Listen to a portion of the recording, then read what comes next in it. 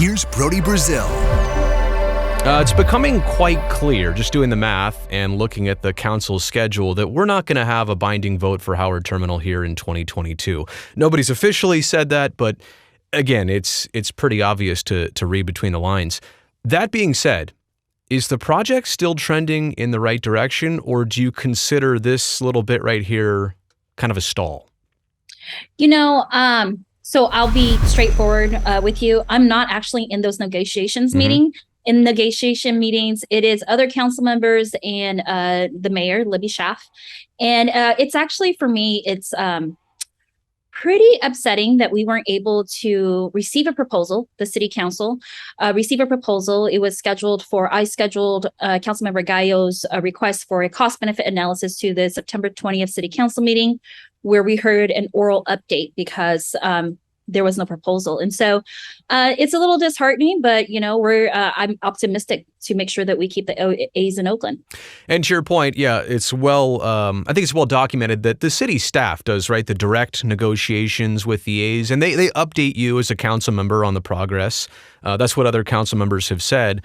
But you, as a person running for mayor, it seems like, and if you do get what you're running for, you'd have a much bigger hand on this entire process. How would you see yourself handling all of this entering 2023? Because it does seem like it's going there.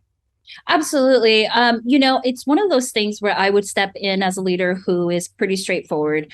I've gotten deals done, that have been decades old, including undergrounding, issues in the hills and Chabot Space and Science Center and their debt really fully wiping that off the table so they can move forward with NASA. And so I would approach this the same way, is bringing people to the table, really having conversations around what the minimum requirements look like, and not playing games on either side. Again, I don't know how those negotiations look like because I'm not in those negotiations.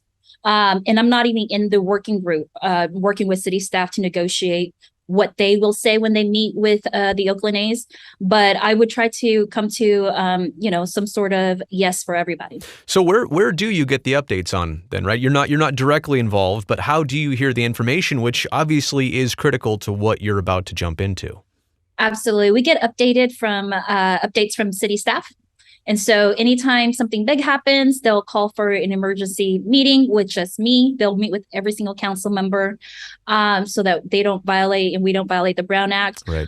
And so that's how we get updated.